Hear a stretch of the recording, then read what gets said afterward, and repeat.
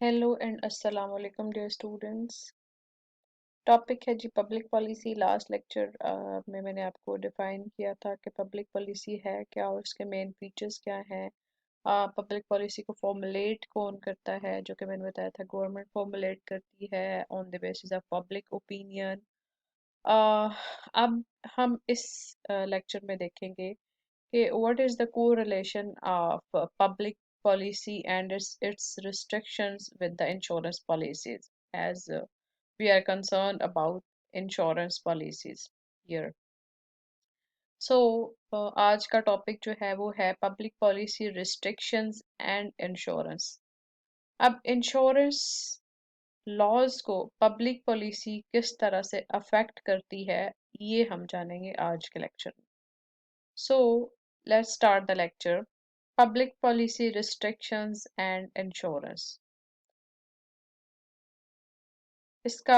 Main heading है कि insurance के ऊपर पब्लिक पॉलिसी का इन्फ्लुएंस किस तरह से होता है, या इंश्योरेंस इंडस्ट्री को पब्लिक पॉलिसी किस तरह से अफेक्ट करती है। So the influence of public policy on insurance operations. Okay, now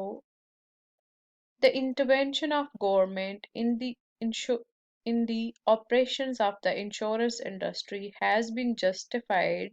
on the grounds that it is an industry affected with the public interest। अच्छा, गवर्नमेंट सबसे पहले समझने की बात यह है कि गवर्नमेंट की इंटरवेंशन जो है वो इंश्योरेंस इंडस्ट्री के साथ किस तरह से हो सकती है। जब भी कोई लॉज बनाए जाते हैं, बाय लॉज बनाए जाते हैं, रेगुलेशंस रूल्स बनाए जाते हैं, तो उन रूल्स रेगुलेशंस को बनाने के लिए एक सर्टन फ्रेमवर्क होता है, सर्टन रिस्ट्रिक्शंस होती हैं, जो कि जिनके with in the embed of those very restrictions और दोज वेरी बाउंड्रीज आपको वो लॉज जो हैं वो फॉर्मुलेट करने होते हैं। Same is the case with insurance policies. Insurance policy पे restrictions in shape of public policy रखी जाती हैं, जो कि गवर्नमेंट फॉर्मुलेट करती है, क्योंकि ये डायरेक्टली जो है वो पब्लिक से इन्वॉल्व है, पब्लिक सेक्टर के साथ है। तो लिहाजा जो है वो गवर्नमेंट अपनी पब्लिक पॉलिसी के थ्रू इंश्योरेंस इंडस्ट्री को कंट्रोल करती है। ठीक है जी। सो गवर्नमेंट की जो इंटरवेंशन है in the operations of the insurance industry वो जस्टिफाइड है ऑन द ग्राउंड्स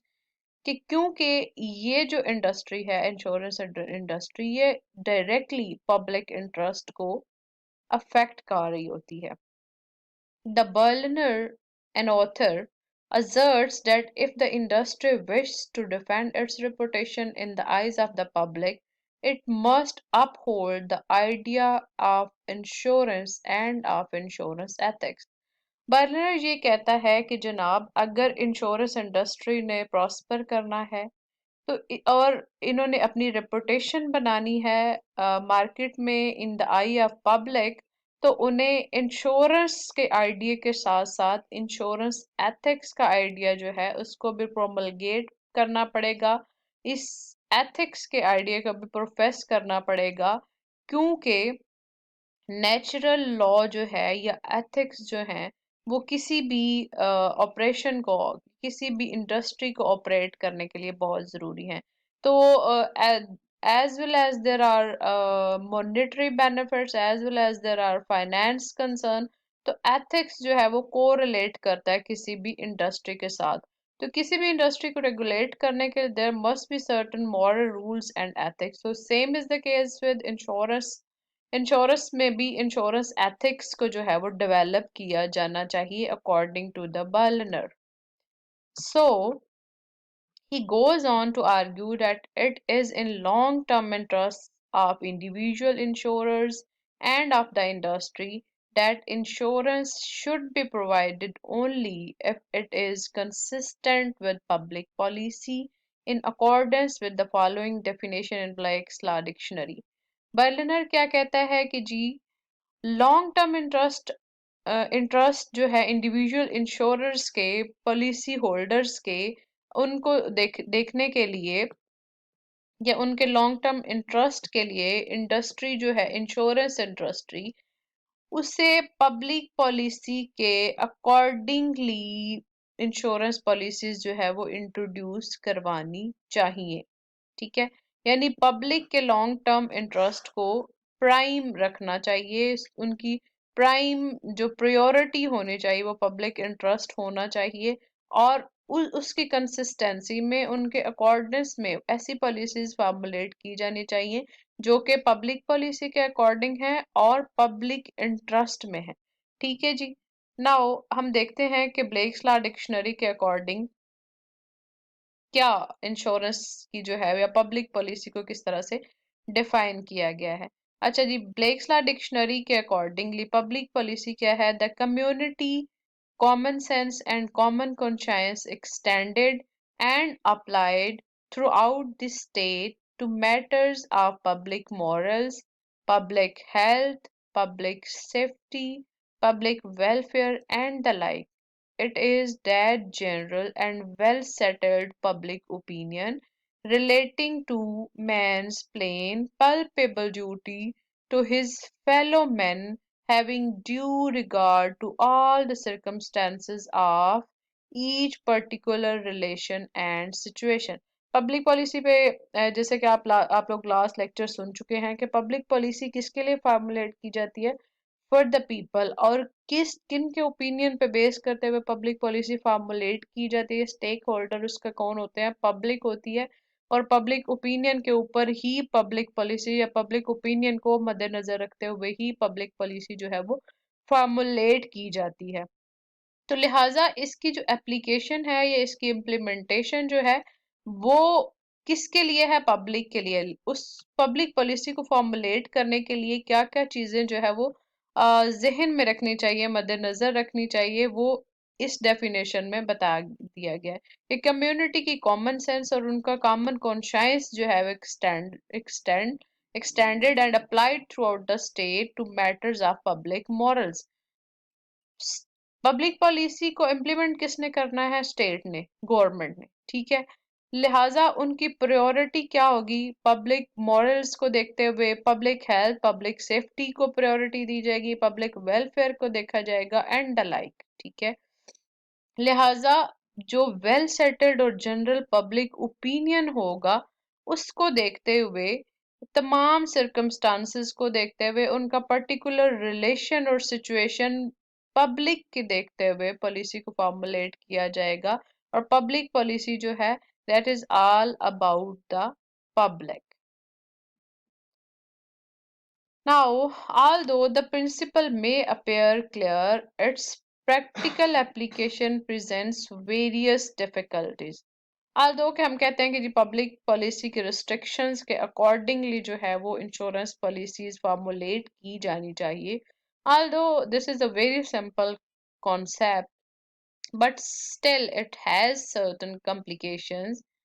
इसको प्रैक्टिकली जब हम देखेंगे, इसको प्रैक्टिकली अप्लाई करने के लिए सर्टेन डिफिकल्टीज जो हैं उनका सामना करना पड़ता है। So there are in fact few hard and fast rules to guide insurers in deciding whether it would be contrary to public policy to provide insurance for particular risks unless they happen to be associated with acts which have been ruled to be either criminal or illegal।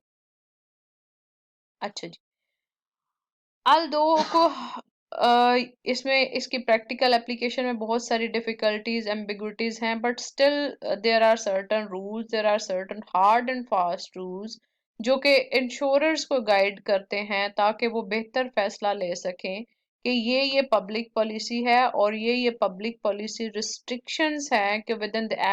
एम्बेट of these public policy restrictions you have to take an insurance policy और you have to run for particular risk. ठीक है, अब कुछ ऐसे risk भी हो सकते हैं जो कि इलीगल हो सकते हैं या क्रिमिनल इन नेचर हो सकता है। For example, if you are dealing in drugs, तो आप कहते हैं कि जी आपकी उन कंसाइनमेंट आपने कहीं से मंगवाई और आपने वो किसी वेयर हाउस में रखी हुई है, तो आप उन वो जो आइटम्स आपने मंगवाए हैं, वो ड्रग्स जो आप मंगवाए हैं, अगर आप उनकी इंश्योरेंस करवाना चाहते हैं या उस वेयर हाउस की जहाँ पे आपने वो ड्रग्स जो हैं वो रखे हुए हैं उसकी उस बिल्डिंग की इंश्योरेंस करवाते हैं, तो वो इंश्योरेंस जो होगी by law that would be illegal and criminal in nature and hence law won't allowed you to take this kind of insurance policy और इंश्योरेंस इंडस्ट्री भी ऑब्वियसली आपको ऐसी पॉलिसी जो है वो ऑफर नहीं करेगी लिहाजा इस किस्म के अब वो अगर आप ड्रग्स में डील कर रहे हैं कोई illegal involving any illegal kind of activity है तो वो रिस्क वो पर्टिकुलर रिस्क जो है वो चाहे आग लगे या कुछ भी हो जाए आपको इंश्योरेंस पॉलिसी उसके रिगार्डिंग जो है वो नहीं दी जा सकती सो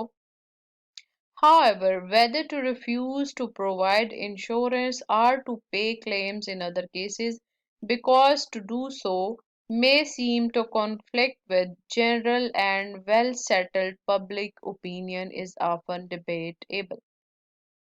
अच्छा जी अब इंश्योरेंस रिफ्यूज करना या इंश्योरेंस पॉलिसी प्रोवाइड करना या क्लेम्स जो हैं इंश्योरर्स के उनको अदर केसेस में पे करना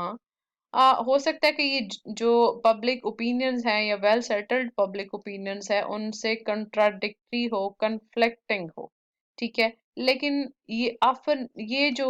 इशू है या मैटर है दैट इज डिबेटेबल कि अब कौन से क्लेम्स पे किए जाने चाहिए किस किस्म की इंश्योरेंस पॉलिसीज जो है वो प्रोवाइड की जानी चाहिए इंश्योरर को और कौन कौन सी पॉलिसीज जो हैं वो इंश्योरेंस इंडस्ट्री रिफ्यूज कर सकती है to provide to the insurers ठीक है जी लिहाजा ये जो है इसके लिए कोई हार्ड एंड फास्ट रूल नहीं है ये डिबेटेबल इशू है और इंश्योरेंस के एम्बट में कौन कौन सी चीज़ें कौन कौन से प्रोडक्ट्स कौन कौन सी आइटम्स कौन कौन सी इंश्योरेंस पॉलिसीज जो है वो इंट्रोड्यूस कराई जा सकती हैं this is still a phenomena which is debatable. Now, the changes that occur in public opinion over time add a further complication. अब आपको पता है पब्लिक ओपिनियन जो है वो चेंज होता रहता है ठीक है जैसे आप पॉलिटिक्स को ले ले फॉर एग्जांपल कल तक अगर एक बंदा जो है वो पीएमएलएन को सपोर्ट कर रहा था तो वही बंदा उसका पब्लिक ओपिनियन कुछ अर्से तक चेंज हुआ जैसे कि पाकिस्तान में ड्रास्टिक चेंजेस आए इमरान खान की गवर्नमेंट जिसकी वजह से उस रिवोल्यूशनरी पब्लिक ओपिनियन चेंज की वजह से इमरान खान की गवर्नमेंट जो है कि गवर्नमेंट आज हम देख रहे हैं although पहले जो है वो हमारा बाइपोलर ही सिस्टम रहा दो ही पॉलिटिकल पार्टीज हमें नजर आती थी या कि पीपीपी थी या फिर पीएमएलएन थी ठीक है तो अभी तीसरा एक जो है वो हमें पार्टी नजर आई जो कि इमरान खान है तो वो किसका नतीजा हुआ पब्लिक ओपिनियन के चेंज होने का पब्लिक ओपिनियन या माइंड सेट जो है वो लोगों का उसमें चेंजेस आए सो द पब्लिक ओपिनियन जो है वो ऐसी चीज है जो कि ओवर टाइम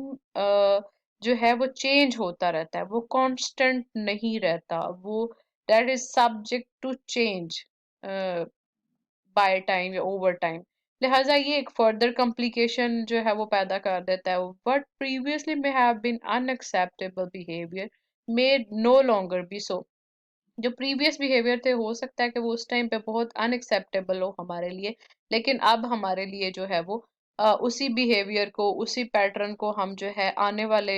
या नियर फ्यूचर में हम उसको हमारे लिए वो बिहेवियर एक्सेप्टेबल हो जाए and vice versa so that public policy is not an immutable constant लिहाजा पब्लिक पॉलिसी जो है वो कांस्टेंट नहीं रह सकती और कोई कांस्टेंट फिनोमेना नहीं है और गवर्नमेंट्स भी जो है पब्लिक पॉलिसीज को रीशेप करती रहती हैं over the time with the passage of time and मोटेटस मुटेंडी according to the needs of our ठीक है जी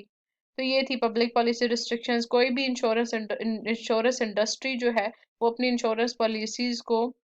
प्रोफेस करने के लिए अपनी इंश्योरेंस इंडस्ट्री को प्रॉस्पर करने के लिए